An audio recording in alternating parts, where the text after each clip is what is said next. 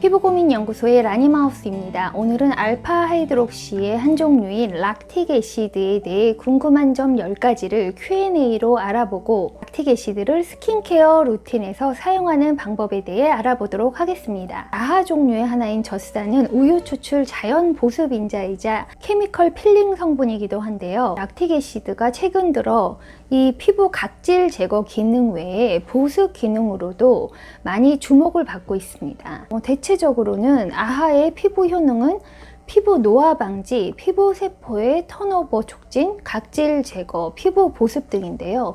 1990년대 초반부터 여러 제품들이 출시되기 시작하였고 90년대 말부터 대중적인 인기를 끌게 된 성분입니다. 요즘은 더욱 다양한 제품으로 출시되어 있어서 세안제의 각질 제거 목적으로 들어있는 경우 외에도 세럼이나 크림에 이 락틱 애시드 성분이 굉장히 많이 들어있어요.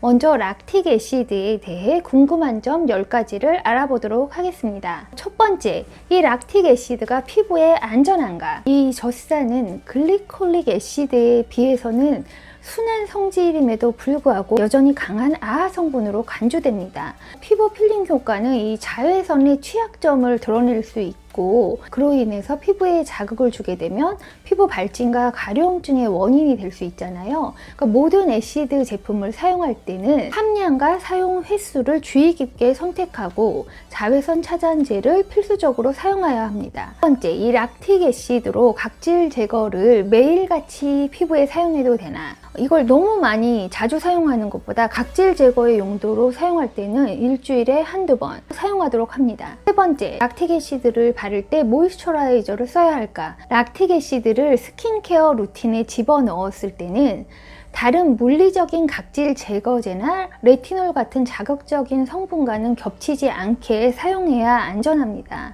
락틱 애시드를 세럼 단계에 사용할 경우에는 반드시 순한 성분의 보습제로 건조함을 막아주어야 합니다. 네 번째, 락틱 애시드를 세럼 단계에 사용한다면 그 사용 횟수는 디오디너리 락틱 애시드 5% 세럼을 가지고 있는데요. 이게 5%도 있고 10%도 있고 또 여러 브랜드에서 락틱 애시드 또는 글리칼릭 애시드를 세럼에 넣어서 요즘에 출시를 하고 있어요. 피부가 지금 민감하지 않을 경우에는 하루 한 번 저녁에 바르시고 이 애시드를 처음 세럼 단계에 사용하실 경우에는 높은 도수보다 낮은 도수의 세럼을 주 1회부터 시작하시는 게 좋아요. 그러니까 저녁에 주 1회 바르다.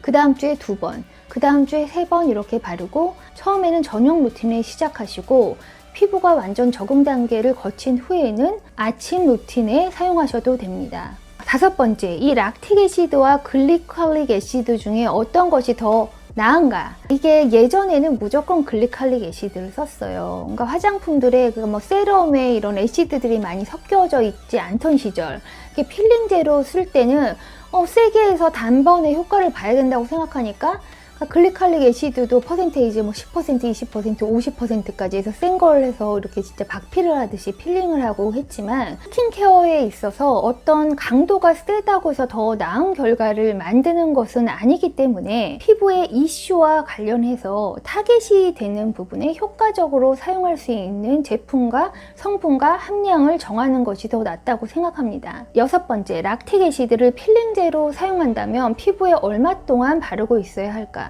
대부분 이렇게 락틱 애시드 30% 이런 제품을 필링제로 사용한다면 처음 사용할 때는 피부에서 5분에서 6분, 대체적으로 10분을 넘지 않게 바르셔야 하고 그 이후에 세안하기 전에 중화를 해주면 좋은데요. 이런 대부분 필링제를 팔 때는 필링 중화제를 같이 파는데 그 중화제가 없다 하면 베이킹소다와 물을 1대1로 섞어서 중화를 시켜주고 세안하는 것이 중요합니다. 그 중화를 한다는 것은 그 애시드가 활동하는 것을 멈추게 해준다는 뜻이에요. 7번째 질문은 락틱 애시드를 아침에 발라야 하나 밤에 발라야 하나? 저희가 사용하는 세럼이 딱 이 락틱 애시드 세럼 하나다. 그럼 당연히 이걸 밤에 바르는 게 좋겠죠. 이것도 각질 제거에 관여를 하고 세포를 턴오버하고 저희가 쓰는 레티놀과 마찬가지예요. 근데 저희가 이걸 밤에 바를 시간이 없단 말이죠. 레티놀을 저녁에 사용하시는 분들이 많으세요. 특히 저희 구독자 분들 중에 많으신데 저희가 레티놀 특히 레티네일을 저녁에 사용한다면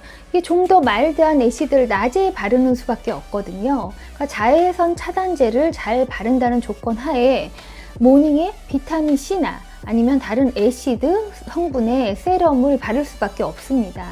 민감한 피부라면 조금 더 루틴을 순하게 정하셔야 할 거예요. 8번째, 락틱 애시드를 히알루론산과 함께 사용해도 되나? 지금 이 디오 오드노리 락틱 애시드도 히알루론산과 함께 섞어놨는데요. 각질에 관여하는 이 애시드 성분이 피부를 더 건조시킬 수 있기 때문에 히알루론산과 함께 사용하면 피부 보습을 더하면서 이런 아하의 장점을 이용할 수 있는 좋은 방법입니다. 이렇게 디오디너리처럼 락틱 애시드 10%, 5%의 히알루로닉 애시드 섞여있는 제품을 사용하셔도 되고 저는 히알루론산을 먼저 바른 다음에 이런 애시드 세럼을 얹어주는 편이에요. 9번째, 락틱 애시드를 레티놀과 함께 사용해도 되나? 만약에 레티놀과 이 애시드 제품을 함께 사용한다면 이 락틱 애시드는 일주일에 한 번, 레티놀을 사용하지 않는 날 사용하는 편이 안전합니다. 그러니까 이걸 바르고 레티놀 바르고 그러는 거는 조금 너무 셀 거예요. 두 성분 모두 그 세포 턴오버, 피부 세포를 재생하는 성격을 가지고 있기 때문에 그런 기능이 겹쳐서 피부 민감도를 높일 수 있습니다. 피부가 굉장히 튼튼하신 분들도 레이어링을 하는 것을 권하진 않지만 혹시 어떤 목적으로 레이어링 하신다면 굉장히 시간차를 띄셔야 할 거예요. 10번째가 가장 중요한 질문이고 오늘의 핵심 질문인데요. 이 락틱 애시드를 비타민 C와 함께 사용해도 되나? 락틱 애시드와 이 비타민 C가 서로의 pH 레벨을 불안정하게 할 수 있어서 효과를 발휘하기도 전에 효능이 사라질 수 있다고도 얘기되어 왔지만 두 가지의 pH 호환 제품을 바를 경우 효과가 상쇄된다는 증거조차 확실하지는 않습니다. 지금 현실적으로 마켓에서 이 두 제품들이 같이 섞여 나오는 세럼들이 많아요. 글리컬릭 애시드와 비타민 C 섞은 그런 미백용 제품들이 마켓에 많이 나와 있고요. 만약 본인의 피부가 이 성분들을 견딜 수 있다면 사용을 고려해 볼 수도 있습니다. 어떻게 아하 바하 제품과 비타민 C를 스킨케어 루틴에서 사용할 수 있나? 스킨케어에서 가장 효과적인 제품 두 가지를 골라서 아침, 저녁에 사용하라면 아침에는 비타민 C, 저녁에는 레티놀 제품을 사용해 왔는데요. 피부 고민이 점점 복합적으로 늘어가면서 이런 단순한 케어로 충분한 결과를 얻기가 어렵기 때문에 효과적으로 레이어링하는 방법이 거론되는 것입니다. 특히 피부톤을 밝게 하기 위해서 가장 중요한 두 가지 성분인 이 비타민 C와 아하 성분을 어떻게 사용해야 할까요?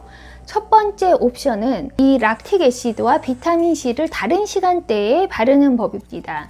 예를 들어서 비타민 C를 아침에 바르면 이 락틱 애시드는 저녁에 바른다든지, 이 락틱 애시드를 오늘 저녁에 발랐으면 이 비타민 C는 내일 저녁에 바르는 것입니다. 이 애시드를 겹쳐서 사용할 때는 다른 물리적인 각질 제거제는 사용하지 않도록 합니다. 두 번째 옵션은 락틱 애시드와 비타민 C를 레이어링하는 방법인데요.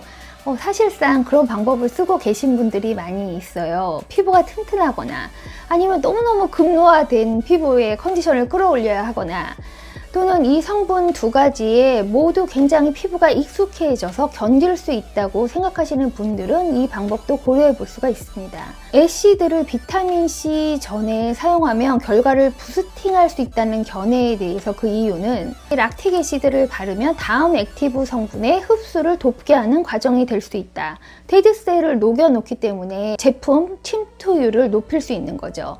두 번째, 이 아하 성분은 피부를 더 애시딕하게 하고 pH 레벨을 낮추어주고 비타민 C는 낮은 pH에서 흡수가 더 잘 되기 때문이다. 이런 이론도 있어요. 그렇다면 여기서 락틱 애시드를 먼저 바를까요? 비타민 C를 먼저 바를까요? 저희가 제품을 얇은 제형에서 두꺼운 제형으로 가라고 하고 pH 레벨을 따질 경우에는 pH 레벨이 낮은 쪽에서 높은 쪽으로 바르라고 합니다. 그러니까 좀 더 애시딕한 산성이 높은 제품부터 바르면 되는데요. 비타민 C의 경우 정상적인 피부라면 낮은 pH 레벨 3.5 정도가 흡수도를 높이는 데 좋고 민감성 피부라면 pH 5에서 6 정도의 내추럴한 pH, 피부와 가까운 pH 레벨을 발라야 민감도가 덜할 수가 있는데요. 가지고 있는 락틱 애시드 애시드와 비타민 C의 pH 레벨이 가깝다면 3.5, 3.5다.